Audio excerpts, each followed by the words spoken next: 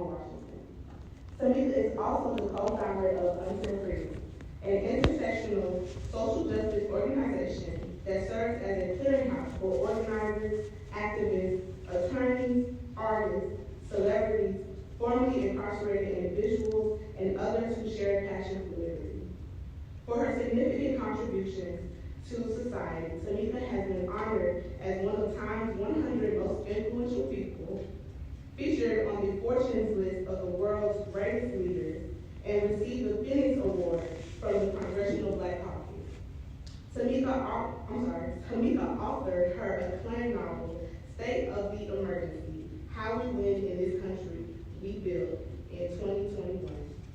The title echoes the urgent declaration she made in the opening of her speech during the George Floyd protest in Minneapolis. Her truth-telling, brave, and unwavering commitment to equity and justice has deeply moved and motivated a new generation of spirited, engaged activists. Ladies and gentlemen, Ms. Tamika D. Mallory.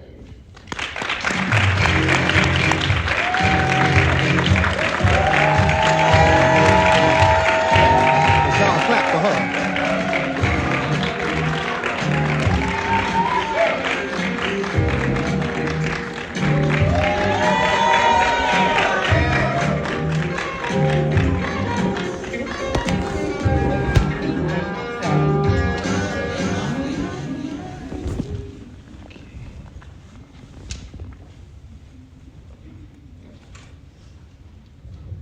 Good evening, Hornet Nation. Good evening. Good evening, Hornet Nation. Good evening. All right, let's set the house right. Miss Mallory, how you doing this evening? I'm doing great. Is this on? Okay. Hello. There we go. Hello, everybody. How y'all doing? Thanks so much for coming out tonight. So, Miss Mallory, first I want to thank you for joining us here at the Alabama State University, which sits in the birthplace of the modern civil rights movement. So let's jump right in. He's definitely going to be the biggest journalist on TV. Like, let's just watch him work over here. Your voice and everything. You ready? Ready. Thank you. So first, tell us how you feel right now just to be on the campus of Alabama State University and to be in the birthplace of the civil rights movement. You know what, I am so grateful to have the opportunity to be here, to travel, first of all, to Alabama. My mother is from Monroeville, Alabama, which is not far from here. And I see a person over here that knows Monroeville. It's not many. There was a group. There we go. And so anytime that I'm in Alabama, I always feel connected to the soil because I grew up here as a young girl, visiting Alabama as, a child growing up in the summer, holidays. And so I have a great connection to this state. And I think being here on this campus and knowing that Dr. King traveled and walked the halls and the grounds is very special, especially during this time when we are, as a people, I think we're all feeling, most of us anyway, are feeling a little bit of despair. No matter where you stand politically, it is very evident that our communities are dealing with a level of division, and a lot has been thrown at us recently. We've become, as we always are, in fact, the center of so much vitriol. People who spew hate at us, and sometimes we spew hate at one another. And being here and knowing what Dr. King stood for is grounding for me. I think I needed to be here because sometimes being in New York is busy, it's moving. People are, moving about life as if nothing is happening, and yet everything is happening. And so I'm just grateful to have a moment to travel to a place with such rich history and to be here to share an experience with students, people who have the clear path to change our future. So thank you so much for having me. Thank y'all so much for being here. I don't know if I'm able to articulate how much I needed this grounding today. Absolutely.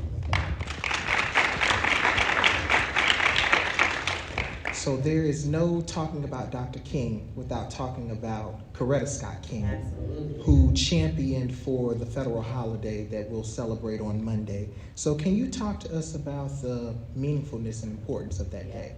So, I often talk to my soror, my sorority sister, Dr. Bernice King, and she is a major advocate for telling her mother's story and making sure that people know what we all should know, that wherever there is a powerful black man, there is some black woman who is in the wings helping and pushing and just making sure that a path is cleared for him.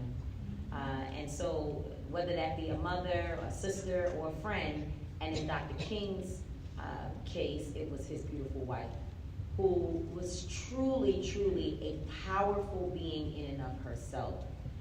And so I think that is extremely important for us to always know and to always remember that there is no one of us without both of us, all of our community, whether we be, man, woman, gender non-conforming, wherever we stand. I think that the connectivity of Coretta Scott King and Dr. King and what they have created is something that continues to be a model for us. That Dr. King was out there fighting wildfires, literally, and no pun intended in this moment, but he was literally fighting a war outside. And while we may not have witnessed Coretta Scott King's bravery, she was there. She was on the front line. There are many pictures that we don't often see, but if you just follow Dr. Bernice King, you will see her sharing how her mother was always right there. She was in the mix, and she built so much that continues to uphold and maintain the legacy of Dr. King. And so what does that look like for us? That we don't always have to be in the spotlight, that there may be someone who is in the spotlight. I don't know if I'm answering the question, but this is what's on my heart. When, we don't have to always be in the spotlight, that there may be someone who has the charisma to go out and do the speaking and build the community, but we could be right there also helping to manage and expand the impact and power. And I think I'm so glad that you said there's no talking about one without bringing up the other. And I think about my own life, where, I'm one of 4 co-founders of Until Freedom, my organization. And while some people see me as the face of the organization, nothing that we do happens without the incredible brilliance of everybody that's on our team. And so, I encourage students here and people who are just trying to figure out what do we do to organize together, is to just not always have to be the person that's on the camera, because sometimes those people behind the camera are the absolute most powerful. Absolutely. Y'all can clap for that one too. That's pretty good. So, Miss Mallory, which of Dr. King's accomplishments in the civil rights movement do you think had the most impact on our society today? Yeah. You know what? I think that it's the totality of his life. I don't know if I would say that one particular accomplishment. I mean, obviously, the Civil Rights Act, obviously, all that he was engaged in, the Voting Rights Act, all of these things that were the fruits of his labor that we now enjoy.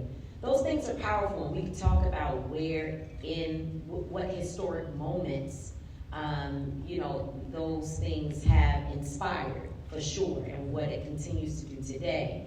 But if you look at the totality of how Dr. King lived his life as a courageous man who was willing to speak up and speak out even at a time when he knew his life was in danger, that to me is the biggest accomplishment. That is the accomplishment that I think all of us should be looking at as a model to live and follow. And the reason why I say that is because Dr. King was a very selfless man. I know a lot of people who are in the movement today that are very selfish individuals. Talk about it. Very selfish individuals. They walk around, You know, they say good words, they might have a good speech and all of that, but they still are very self-centered. From everything that I have learned, from every documentary that I have watched, and from all the people who I've met that had the opportunity to sit with Dr. King, I've not ever heard anyone say he was just a selfish man that was out for clout and clicks and likes, if you will. That's what we would call it now. He really, truly did believe in what he was doing and knew, especially towards the end of his life, that the end was near. He knew that he had ruffled feathers and was going up against people that he couldn't battle alone, right? Like he couldn't win in a physical battle against the forces that mounted against him. And yet he continued to do it. He continued to put himself on the front line, to put himself in harm's way. He continued to fight for us, to fight for generations to come. He understood that he may not have been one of those to see the fruits of his labor, but he believed in it so much that he was willing to lay his life down for his people. That, to me, is a great accomplishment that not many of us will be able to say. We are a risk-adverse people. And not just, of course I'm not talking about just people black folks, I'm talking about in general. People don't want to get in trouble. They don't want to say too much. They don't want to ruffle feathers. They don't want to be labeled or mislabeled. And folks would generally like to kind of hide in the shadows and just hope that somebody else can fix the problem. You're a special being when you decide to step up and stand in the way of injustice. And I think that is the accomplishment that I'm most proud of and attracted to about Dr. King, because even I, as big as my mouth is, there are days when I am worried for my own safety. And when I look at someone like him, the question that I always have to ask myself is, would I rather be quiet and uncomfortable because I'm suffering from all the injustices and everything that goes on around us? Or would I rather take the risk of speaking out, and that my legacy would be that I didn't just sit by and let things happen to me, but instead I was a part of those who was attempting to change the world. And I choose the latter because I know if he could do it, so could I. I don't think there's anything different about the blood that ran through his veins as any one of us who's in this room. That's great. So, can you tell me, what is your favorite Dr. King quote? So, I'm glad that you asked, because I actually, it's a little more than a quote, but this is a really important passage. So, Dr. King had a particular speech where he talked about the mastery of fear. And I want folks to write it down, put it in your phone. I won't read all of it today, but I would like for you to take the time, if you have not already read this speech, and if you don't know anything about it, he gets a lot of accolades for I Have a Dream and for certain speeches that became well known all over the world. But this particular speech does a lot for me, because he talks about the mastery of fear. And in it, he says that we can be paralyzed from fear, that all of us have it, and that there's nothing wrong with accepting fear, but it is how you use it to fuel your courage to fight. And I use the mastery of fear, this speech, every single time I feel uncomfortable and feel like I can't move forward in a battle. Because I know that what he wanted to say to us as a people and what he was relaying in the mastery of fear is that we are not absent of that crippling feeling when you want to turn back, right? We're not absent of that. But it is how we use the fear to push us forward. That fear can also ignite within us a level of courageousness, because if you decided that even though I'm afraid, I'm still gonna fight, you can use that energy to push you forward. Right. And I hope that anybody who's in this room who has made the decision that you want to take a bold step, that you want to be a social justice fighter, that you want to fight for civil rights and for equality or against anything that is happening around you where you know a change needs to be made, that you would read The Mastery of Fear and take from it how he saw that he was not a man. And people say that to me all the time, you're fearless. That is not true. I am not fearless. And Dr. King says that he also is not fearless, that all of us have some sense of fear. It is what we do with it that really is the indication of who we are as human beings. And so please, please, please, please, if you get nothing else from this, take The Mastery of Fear home with you. Read it, study it, and allow it to be your guide. I love that, not letting fear control you. I think that's a great thing to take, especially for those who are in the activism world. So with your own activism, how do you draw from Dr. King when addressing issues such as hate, discrimination, or violence? Yeah, so I think it goes right back to the same thing that, you know, there are moments when you have to draw down on the inspiration of your elders, your ancestors, whomever it is around you that you can look at and say, wow, what would you do in this moment? What should I do? How should I move forward? And I think about the moment where it's a famous moment where Dr. King and a number of other individuals, including John Lewis, they are about to march towards Bull Connor, right here with Selma, Alabama. And Dr. King decides to turn back. And people were so upset, like, oh, you know, how could you, you know, that, in other words, you're a coward. Like, you're supposed to go forward all the time, no matter what, even if they kill us. And I don't believe that that is realistic. I think that what Dr. King showed us is that you also should use your good sense and discernment. And so when you know that there is hate, there is violence, there are people who might want to take your life, there are people who you may be willing and able to step into, you know, to walk through that level of fear. But you should not lead people down a road if you believe, if your instincts are telling you that it is not safe. And so I appreciated that because oftentimes our egos tell us that we should be, again, fearless. And perhaps you don't categorize it as fear, but certainly use your brain. Be smart. Know when to hold and when to fold, as Mama would say, right? And so I use that a lot because as a person who's considered to be a leader, I often have to make decisions about what we will do, how we will approach situations, and how I will lead people.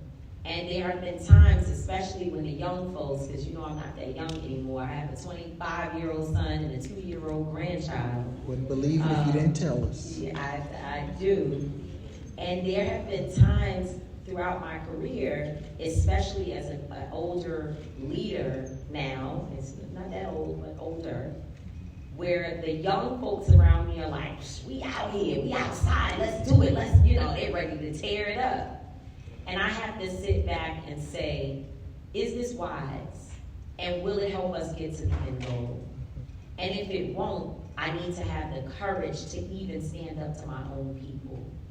And that's not easy. When you want to show people you're bold, and you're talking about using fear as your motivator, it sounds so hypocritical because it's like, well, if we're supposed to be working, you know, regardless of how fearful we may be, then why are we stopping? But if you do not have an ability to discern what is good, what is going to be, you know, even if your harms are still notable, that you did something that was strategic and that moved the needle forward, then you got to be smart enough to know when to protect yourself, when to protect your people, how to take care of yourself, which there are photos out there that shows Dr. King on vacation with his wife and his children. That's okay.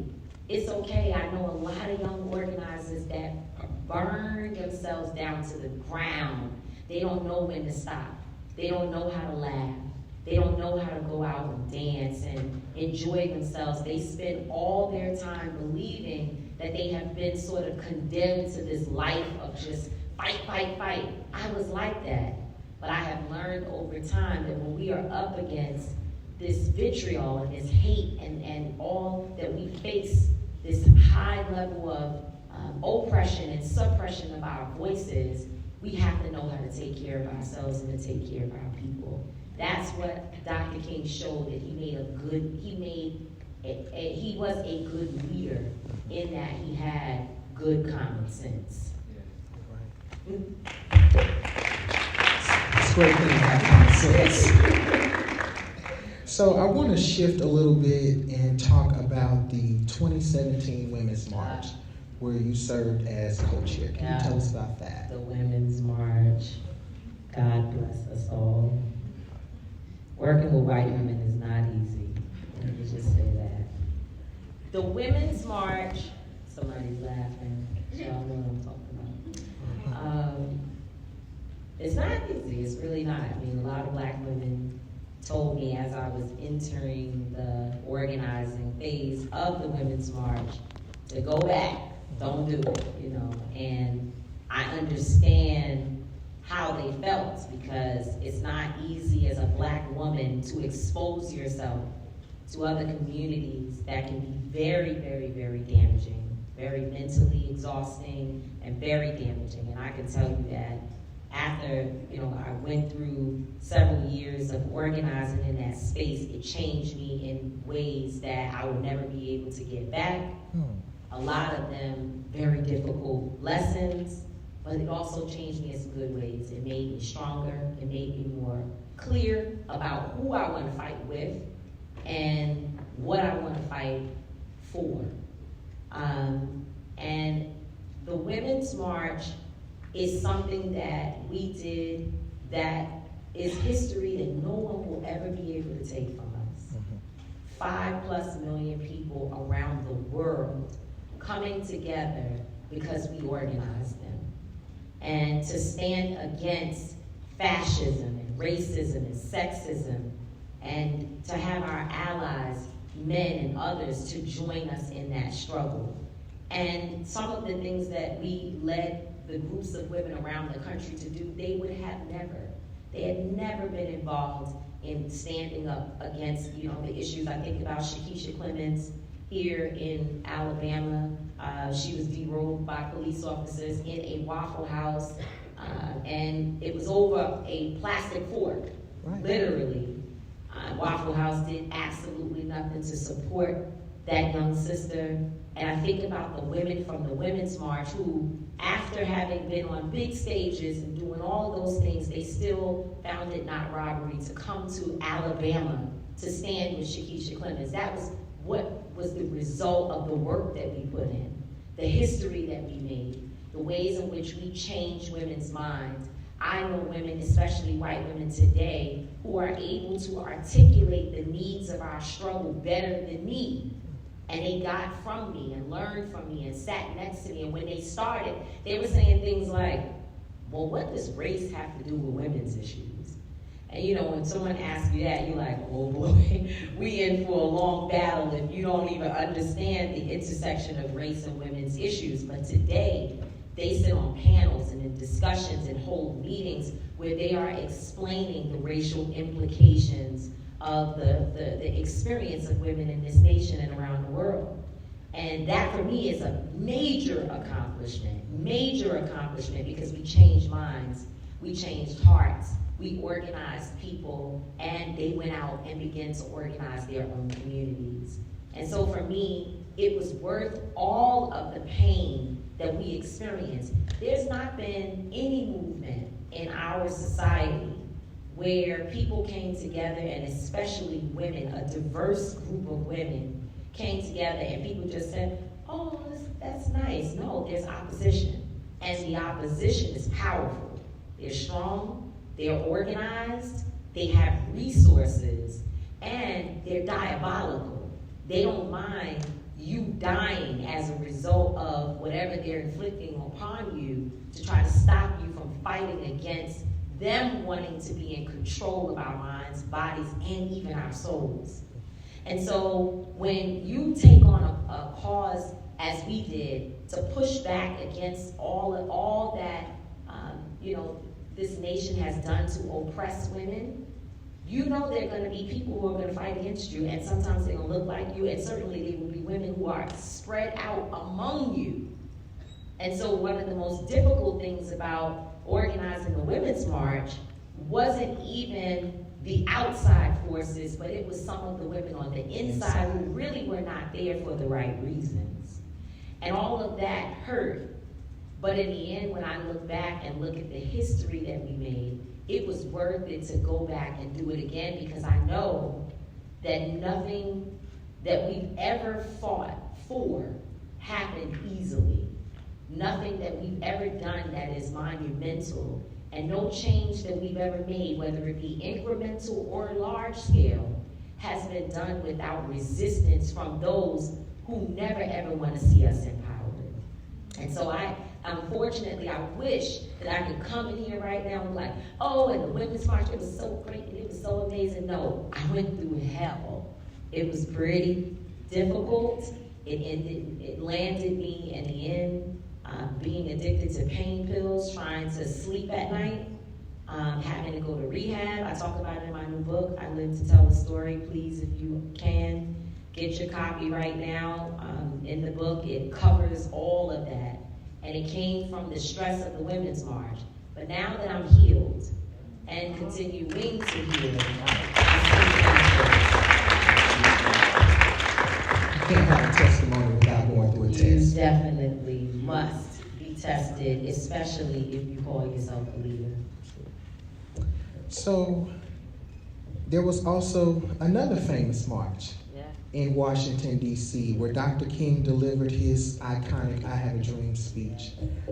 Tell me about your experience the first time you heard it and the significance of what it means to you today. The first time I heard I Have a Dream was in my parents' house. My parents, my mother is from Alabama, my dad's from North Carolina.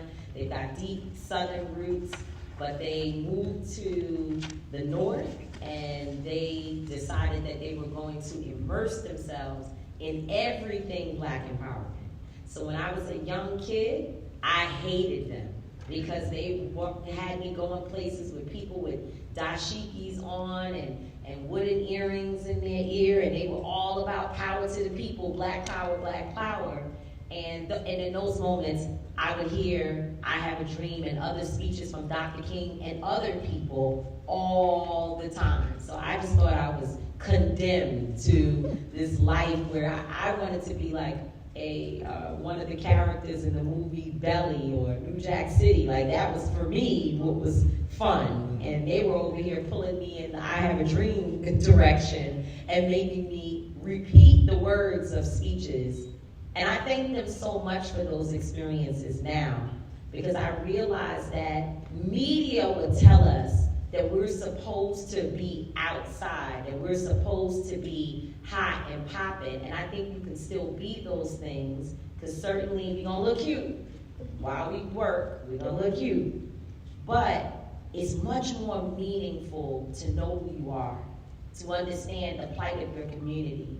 And I think listening to those speeches and having access to I Have a Dream and other speeches like that, it made me a more wise individual. It gave me something to talk about when I was out in rooms with other people, and folks would say, oh, how do you know about that? You know, how come you can recite words from Dr. King's famous speech? But there was one particular line that he says in it that always stuck with me, and that is, I may not get there with you. I may not get there with you, right? And I'll tell you why that sticks with me. Because when I was in Louisville, Kentucky, fighting for justice for Breonna Taylor, I lived there for 4 months. And we were under heavy surveillance, whether it was from white supremacists or from the local police department. We had helicopters over our homes, drones following us. anyone who knows, I see my cousin in the room today, people know we went through something while we were in Kentucky. And we documented it because we filmed it as often as possible so that people would have an opportunity to experience how crazy it is. I remember one time, Fat Joe was interviewing one of my colleagues, my son, and they were on a live doing an interview together, and then the police were like after us, and they were tear gassing, and he was running while being on the interview, like telling them, and Fat Joe's like, oh my God, are you okay? It's cop cars everywhere. We're like running through the bushes, and people got to see in real time that we were under siege. The summer of 2020 was rough, and in Kentucky, we were dealing with like real live resistance to the fight for Breonna Taylor. And I can remember so many times thinking about that, I may not get there with you. That goes back to the level of selflessness of Dr. King, that he had accepted that I probably will not see the fruits of this, but I still believe in it and I'm still gonna fight for it. So many of us, especially as younger people, we need instant gratification. We have to be able to get something for something.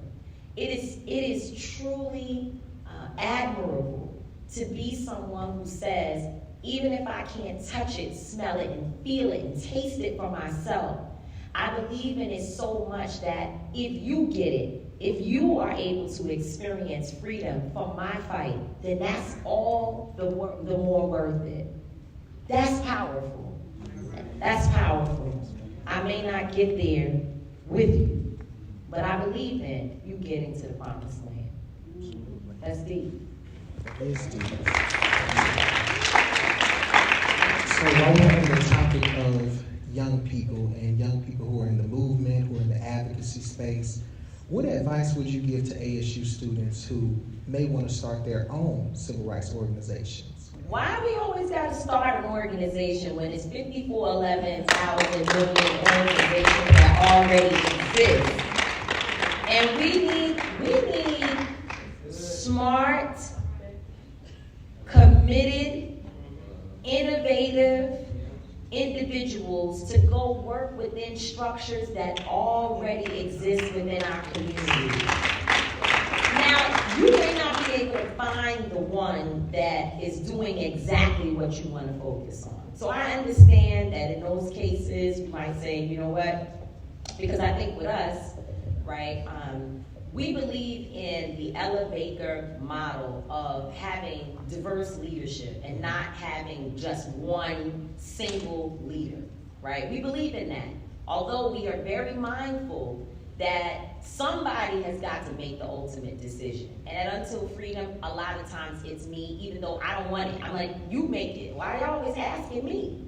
You know, so I'm cool with the fact that it definitely, I take on a lot of responsibility, but I like sharing with others to make decisions that are best for us, right? So just hold that we believe in that, we do. And so that's why we started Until Freedom. It wasn't that we wanted to just start a different organization, it's that we had a different vision. And the vision was that there would be a Palestinian Muslim woman from America, that there would be also a brother who is an attorney who has a major story, attorney Angelo Pinto, and I failed to mention Linda Sarsoy is the Palestinian Muslim on our team. Angelo has a powerful story, but he took the direction of becoming an attorney. And now he's probably one of the most brilliant minds in the movement. I know he is. And then Brother Myson is someone who is an artist, but he also was convicted with a felony, right? And then there was me. These are four very different people who decided that we would come together to build something that is very different from what we see in the movement. But I am also still part of many organizations that have existed for over 100 years. So I take the time to invest what I bring to the table, my skill set, in other institutions to help continue to build them and to keep them going. I have not abandoned what it looks like for me not to be the leader, but to be a soldier in an army that was already created before me. And I think that people who, ASU students and others who are in this room, you don't gotta go start a new thing all the time. It comes with a hell of a lot of responsibility.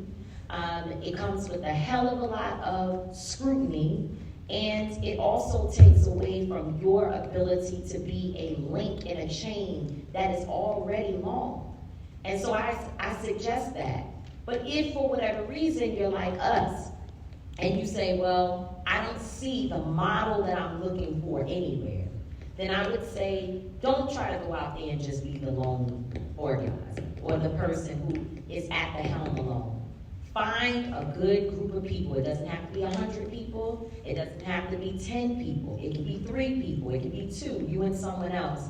And try to look at a way to diversify what you're doing so that you're not modeling something that already exists that you literally could have worked within to strengthen that. So diversify, come up with a new idea. I don't want to hear y'all saying y'all starting the next NAACP. We don't want that. We got NAACP all over the country. We got it. We got that. We got NAACP. How many people in here members of NAACP? Do you see what I'm saying? We got the NAACP. But if you tell me that you're going to build something that looks more like Until Freedom, then I'll support you. So I would say the short answer is if you choose to start an organization, make sure that it looks very much so different from anything that you could have been helping to build. In other words, don't go start your own organization. Everybody don't have to be a founder. No. I'm joking about that. You can do whatever you choose to do, but I hope that advice sticks because I know what it's like to build something from the ground up, and it's hard. It is very hard. And you're going to ask another question about that later that I'm hoping that we can get to, about funding. We can go ahead and ask it now. So how do we go about acquiring funding? It's very, very hard. It is very difficult. It's probably one of the hardest things that I do every day. I'm not a person that likes to ask people for things. I get anxiety, even in selling a book, where, I'm selling more than a book. I'm selling access to my life story, which is a full story. And, my first book that I wrote, State of Emergency, was really about my theory of change and why I do what I do. But this book is about how I came to be and how I ended up in the place where I am today. And so it takes on, they say it's a coming of age story that starts when I'm somewhere around 8 or 9 years old. And it covers a lot of my life. And going out asking people to support me and purchase a book about my thoughts, about this country was one thing. It's one thing, it's pretty easy. Hey, state of emergency, please, students and others want you to pick it up, read the book. I didn't have really a hard time doing that. But I find myself having a literal pain in my stomach out asking people to support me telling my story about myself. Because one, sometimes people just don't care, so that's one thing. And who you not to care about my story, because I think it's pretty important, right? But more than that, is that I'm asking folks to make an investment in me, to make an investment in another young woman who will learn from me and have sort of a cheat sheet. I say it all the time, that my book is a cheat sheet for life, that you can skip some of the roads that I traveled that hurt a lot. I got a lot of lessons from it, but you can learn a lesson from reading my book. You don't have to follow the same path. And when you're asking people to make an investment in your organization, in your book, or something that you're doing that's deeply personal to you, and then they don't do it, it really is like, it's a take back. It makes you feel like I wouldn't say it diminishes your value, because there's always two people, or every one person, there's two people who will support you, every one person who won't. But it definitely hurts. And so when you're out here asking people for funding for something you believe in, we're fighting gun violence. You know, we're going to change our community, and people aren't supporting you. You carry a heavy weight, a very heavy weight. And you have to be prepared for doors to be closed in your face every single day, and continue to ask the next 2 people, the next 3 people, the next 4 people. And I'm not saying you can't do it, but you got to be a strong person to deal with what it is to raise money for something that you are passionate about. You have to be a strong person. I know there are plenty of strong people in this room, but even the strongest person breaks when you're trying to pay the bills and trying to keep a staff working, and you don't feel like folks even in your own community get the point of why you need the investment. And so I think that anybody who's in here who's saying, you know what, I'm gonna start this organization, I'm gonna do this thing, it's not free. You need a phone. You need to be able to turn on the lights. You gotta be able to answer a telephone and an email to even do the work that you're supposed to do, and that costs money. The Gmail ain't free no more. Overhead, that's right. It's not free anymore, I mean, for real. And so on a very, very basic level, when you're passionate and you don't see other people feeling like they get it, it can make you want to turn back. And so you really have to be the type of person that's like, oh well, I'm ready to go out here with this bucket and stand on this street corner if that's what I have to do, because I am going to make this happen. And I believe that. I've done it many times. I call all types of people. If people see me, every celebrity you can think of. Oh, Tamika, we love you so much. We love you so much. And then when they say, anytime you need me, call me. Oh, that's the big one. That's the one that really, really makes you want to fight. When people say, oh, anytime you need me, call. And then when you try to call them, they don't answer the phone. Right? You got to have some real strength to be able to deal with that. Now, funding, you can absolutely receive from entities, corporate entities and otherwise, but then they have a lot of control over what you say and do. Absolutely. And so you have to balance when you're trying to raise money or when you're trying to get people to fund your ideas. You have to be able to balance, who am I and who do I need to support me, and what is it going to take in order for me to do that? If you intend to be an unapologetic voice, and then you have Walmart as your sponsor, that probably is not going to work all the time. I'm not saying never, because there's some people who are able to do it. But it's more than likely going to be a challenge for you if you choose to be a radical voice for social justice and you want to have XYZ Corporation being your sponsor. So now you need to be able to find people who believe in you, who will be consistent enough that they don't need a unfortunate killing of George Floyd to give, but that they are giving when no one is killed, because there's always somebody being killed, right, even though you don't know their name. Right? That's what you have to look at before you start an organization. Where am I going to find the people that will most benefit what I'm doing and will allow me to be my free and unapologetic self? How do I find it? Have I been able to find a corporate sponsor that says to you, says to me, do whatever you need to do. We're behind you. I think oftentimes we don't put that cart before the horse, or is it the other way around? You know what I'm saying? Is the cart before the horse, or the horse before the cart? We got you. You get the point. Look, he said we got you. We don't put the right foot forward first. The planning that comes before you jump out with passion. Right. Right? And so my suggestion to somebody who's looking for funding is understanding your model. What is my model going to be? Am I going to be someone who has programming for youth? And if I do that, then who am I looking for who will be good partners for me? And how can I get with those individuals and allow them to see my vision and support me? Or am I going to be someone who depends on fundraising from the community at heightened times of an experience? Because if that's who you intend to be, just know that there will be times when you will have zero. Zero. Trust me, we experienced that. So, so funding is not an easy thing, but you can do it. However, it does take planning, serious planning, in order to sustain yourself in the moments when people may not be paying attention.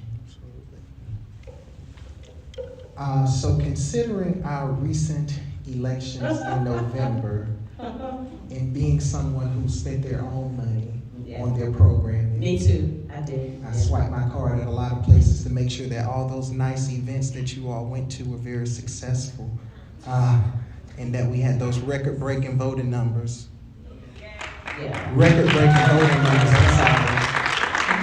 You get you a bucket, so you can put it on the We can have a little offering.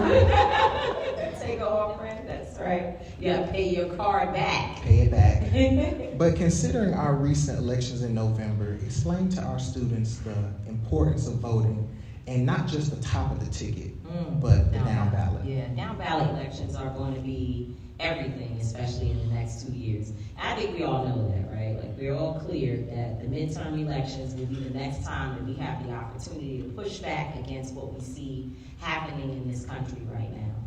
I hope we learn that voting is not optional from this particular election. And there's a lot of people out here who still don't get it, but they're finna soon find out. Come Monday, we're gonna be in a different world. Absolutely. I know some people who are feeling it already, that they didn't participate. But I'm not going to put all the onus on us, right? I'm gonna say that the political system that currently exists is losing people every single day.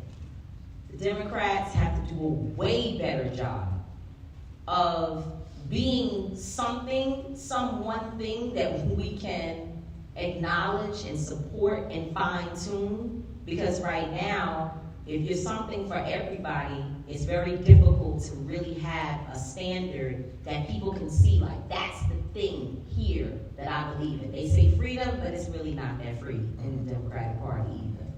Then you have the Republican Party, who's acting like they're trying to bring some of us over to their cause, but yet the disrespect of our community is so clear as well. So you have people who are just checking out, because they weren't going to vote for Donald Trump, but then they also didn't feel like they should support the Democratic Party. And so what's happening is that we're losing people, not even because they're not politically intelligent, not because they're not deeply concerned about the community, but because they truly do not see themselves represented in what is being asked of them. And I believe I'm one of the people who believes that we need more options, that we have to find a way to open up this system and provide options for people to run and be serious candidates that don't have to be red or blue, right? Do y'all believe that? Do y'all believe that it's time for us to open up our system? And so that's something, guess what? There have been fights over the years for it, but that's something that I think students can be working towards, is how do we find pipelines for other independent candidates to run, even if they end up on one of those end up with one of those political parties. But if we can really, really start to get behind candidates who look like us, not just because of the skin color, but because they support what we truly, truly believe in, I think we will be able to bring more people back into the idea of voting. When folks look at Jasmine Crockett, that's somebody who they want to represent them. We need more Jasmine Crockett's around this country. We need more Cori Bushes around this nation. We need more Jamal Bowmans and others who really, truly are fighting for us, but they need resources. So it's not just voting, brothers and sisters. It's not just voting. You can vote all you want, but if you don't also put $10 in the account of a candidate that you represent, it is going to be very difficult for them to be able to gain the type of political power and awareness that they need. So Black folks, we have to have a two-pronged strategy going towards the midterm elections and for the rest of our lives. That we look at other communities to see what they do. Yes, some of them vote, but even more than that, they have their money speaking for them so that they can manage and maintain political power. And I think that we're about to come into a season now where we're going to see more people who look like you, more people who look like those of you in this room, who are going to be stepping up and needing support from us around this country to give them what they need to get the traction they need, so that it's not the same old folks that are running for major positions in this country. We want to diversify. We want to see what it looks like to have more members of the LGBTQIA community taking position, more women speaking, more Black men who are not just the, and which I support the Ivy League graduated Black man, but Tyrone from a street corner, he should be also in the city council and in the state senate and moving up the ranks to become president of the United States one day. So voting is important, giving, it's time for me to shut up my mouth, sorry. Just give the audience option. No problem. Voting is important, giving is important, and the last thing I'll say, ladies and gentlemen, that I think is incredibly important is that we cannot wait until we get to the polls to ask who I'm supposed to be voting for, who's the one. We actually have to research the candidates that we are looking to support, because we wait and we don't find out until it's too late that there's actually no one representing us, because all these people, they play fugazi games with us. You know what I'm saying? Sometimes they all on the same side, and we did not do the research to know that just because a Black man showed up at your church and played with the babies and ate the chicken dinner does not mean that he or she is the best person to represent you. And so that research is incredibly important. And hopefully we now know from the misinformation that has taken hold of social media and taken hold of many of us. Because we heard so many things about Kamala Harris, whether you like her or not, whether you voted for her or not, is not the point. But there was so much misinformation out there, so many lies being told about that Black woman, Yes. Okay? So many lies being told about her. And that picked up and traveled all over this nation. There are people who stayed home because they read a lie somewhere and didn't do the research to know whether or not whatever it was they should actually believe.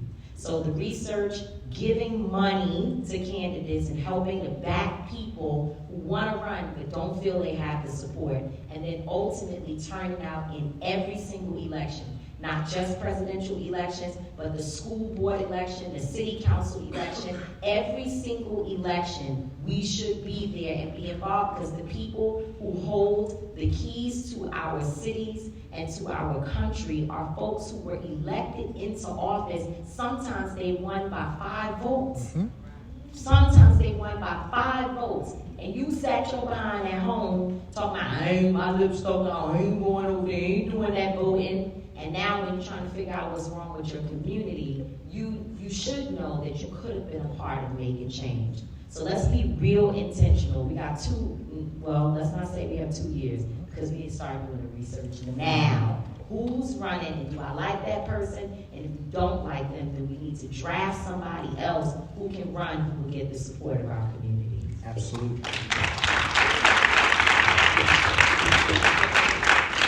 Yes. So the final question that I would like to ask is, Ms. Mallory, you're a mental health activist, and some people may not know that Dr. King in his life struggled with mental health. He went through a season of depression and not oftentimes, at least 2 accounts, questioned his why. So, batteries. So, how would you tell young people today about handling social media and threats on your life and just overall taking care of your mental health? Yeah, well, I would tell young people very quickly, turn social media off sometimes. Be intentional about saying, from this hour to this hour, I am not going through online. And it's not easy, because when you take your phone out and you swipe up, you don't even think about it. You mindlessly go to Facebook or Instagram or TikTok or whatever it is. So you have to actually be intentional about saying, I'm actually going to pick up a book, or I'm going to forget about even anything that is stimulating in terms of, your professional growth or whatever. Just talk to your friend in front of you, right? Just have a conversation with an elder or a family member. It is so important to maintain your mental stability by turning off devices that have been designed. I don't think a lot of young people understand, a lot of people in general understand that these social media networks, and particularly with this AI situation that we are now seeing become a real dominating factor online, that they have designed it to suck you into a world.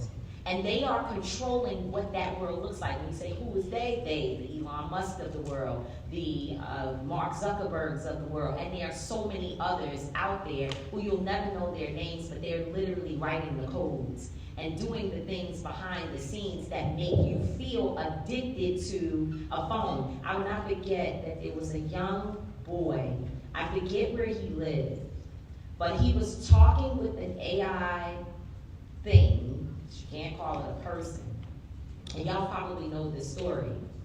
And as he was going back and forth, the AI system began to ask him, have you ever considered suicide?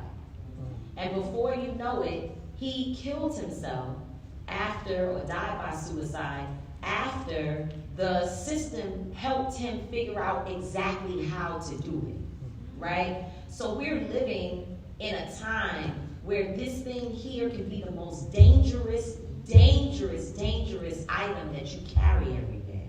And you have to be able to put some distance between it and you. When we go out to dinner and everybody at the table, I'm guilty of it. We're all on the phone, but then we don't know why we've lost connections within our communities. Right.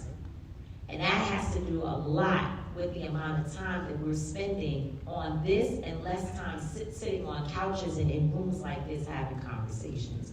So I would say the way that I deal with my mental health, because I watched my career for a short period of time, thank God it did not stay that way, but I watched it go up in smoke on Twitter. People on Twitter calling me everything you could think of. Newspapers putting out articles saying that I was finished, that I was done, my career was over. I watched that happen on Twitter. And it wasn't until I literally took Twitter off my phone, and it's still not there, X, whatever they call it. I took it off my phone that I started to restore my mental health. So I'm not speaking to you from something that I think, I'm telling you what I know. No. Disconnect yourself from social networks, because that is one of the biggest defenses we have towards maintaining our mental sanity. Ladies and gentlemen, Tamika Mallory. Now we do want to give the audience an opportunity. If you have any questions, please stand. Introduce yourself. We have about 5-10 minutes if needed for questions. Yes. Right.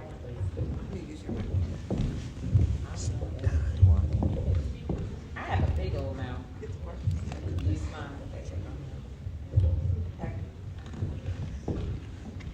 I just want to say that I see my sorors in this room. And I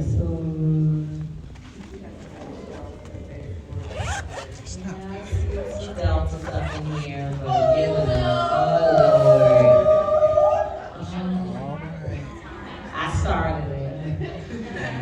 Zeta's finished. Happy Founders Week to all of us. Good evening. My name is Keziah Buford. I'm a business management major from Mobile, Alabama. And my question was, because I know that you talked about the Women's March in 2017, how that was extremely stressful for you, as well as in 2020, how the Black Lives Matter movement, when I was keeping up with it, I can imagine it took a really large toll on you. So my question is, on top of staying motivated, how do you deal with all of this stress that comes from all these outside sources? Yeah, I will tell you that there was a time when I didn't have an answer for that. And I was really like searching to figure out what to do because I allowed it to take me down a dark path. But I would say today, one of the best defenses I have to all the stress is my people, my tribe. We enjoy one another's company. We support one another. We laugh until we can't laugh anymore, until we're sick. We laugh so hard. Over stupid stuff. We look at each other and just start laughing. If that's what you want to do today is laugh, that's what we're going to do. If today we want to go to the spa, we're going to spend the day at the spa. If today we want to cook, that's what we're going to do. We find a way to force ourselves not to think about white supremacy all the time.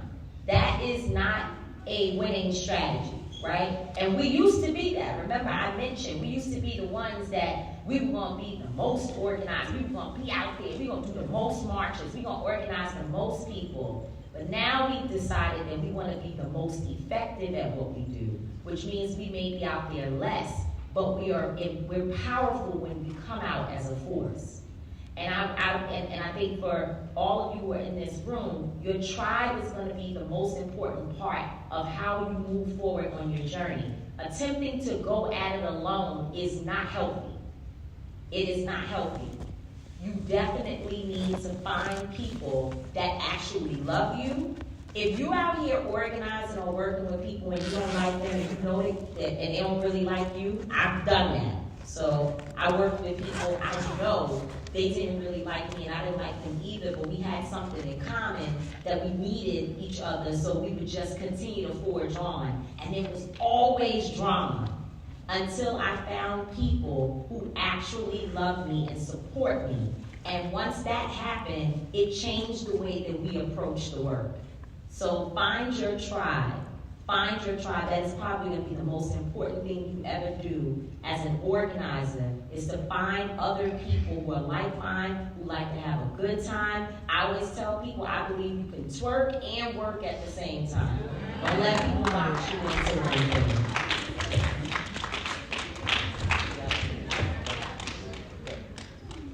Hello, I am Alexandra Thomas, a senior majoring in rehabilitation services with a minor in psychology. And I wanted to ask you, what message did you want to convey about your life story that on the book you just published? Yeah, so rehabilitation is really something interesting, because I learned while I was in rehab that they have programs out here for people, and black folks don't have access to them.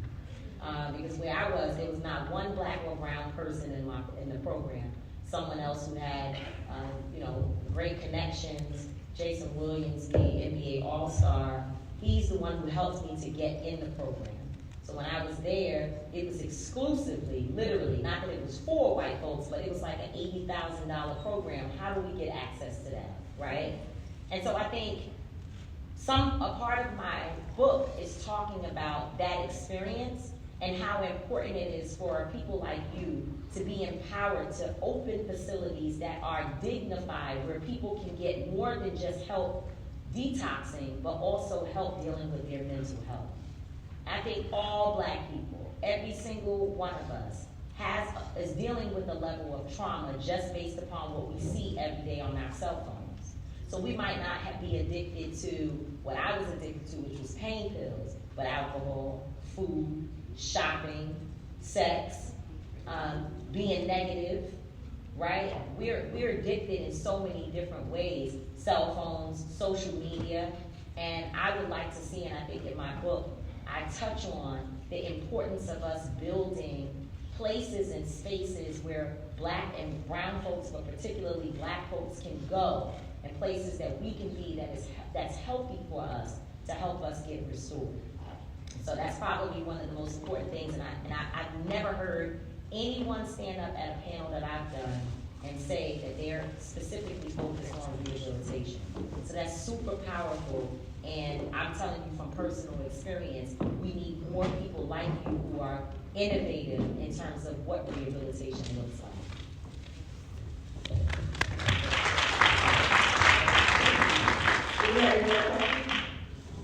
If not, sorry.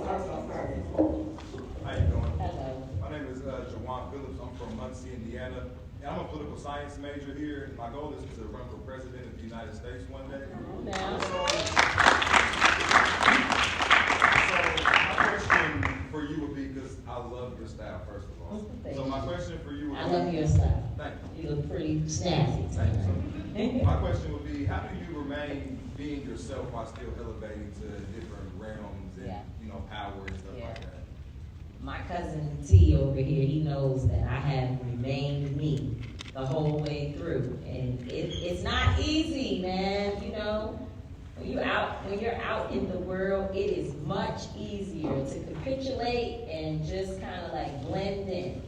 Doing what I've done in terms of trying to maintain my own personal style, it has sort of been rebellion, right? I would say, because we talked about Coretta Scott King, and I've actually had people say, why don't you dress more like Coretta? Why don't you act more conservative? I've had people say that, but that's just not me. And I realized and of course, not only is it not me, I admire everything about that beautiful woman, but I need to be Tamika Mallory.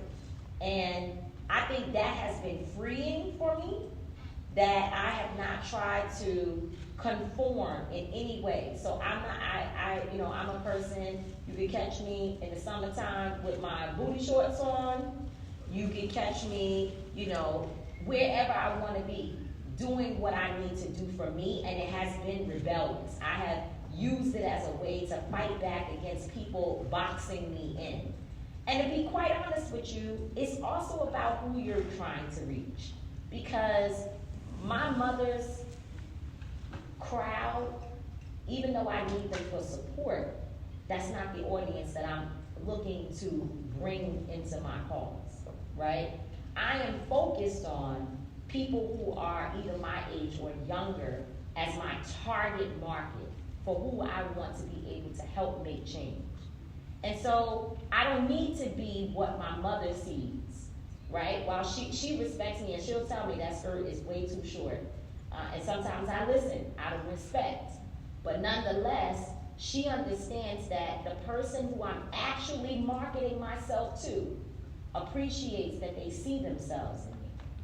So I think it's all about finding who you're trying to talk to. Who is your target market? Who do you need to support you in order to become president of the United States? Sure, being suited is going to always get you a certain group of people. But being able to show up like that and speak to the hearts and minds of people and help them with ideas that they know can help make a change, that's what's going to make you the man in the room. And so I suggest and encourage you to keep on showing up the way that you are. You will attract so many people who say, I believe him because he's authentic.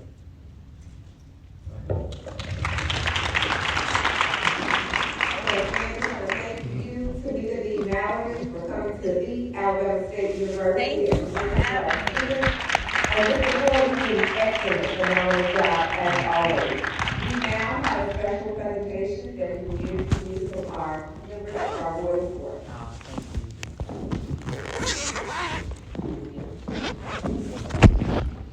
Hey, my name is Betty Blackwell. I hail from the capital city, Washington, D.C. I'm a performance major with a minor in psychology, and I serve as Miss Junior. Hello, everyone. My name is Julia Jackson, a junior psychology major from Cleveland, Ohio. Hi everyone, my name is Paige Scott. I am from Birmingham, Alabama, and I'm a mechanical engineer. Okay.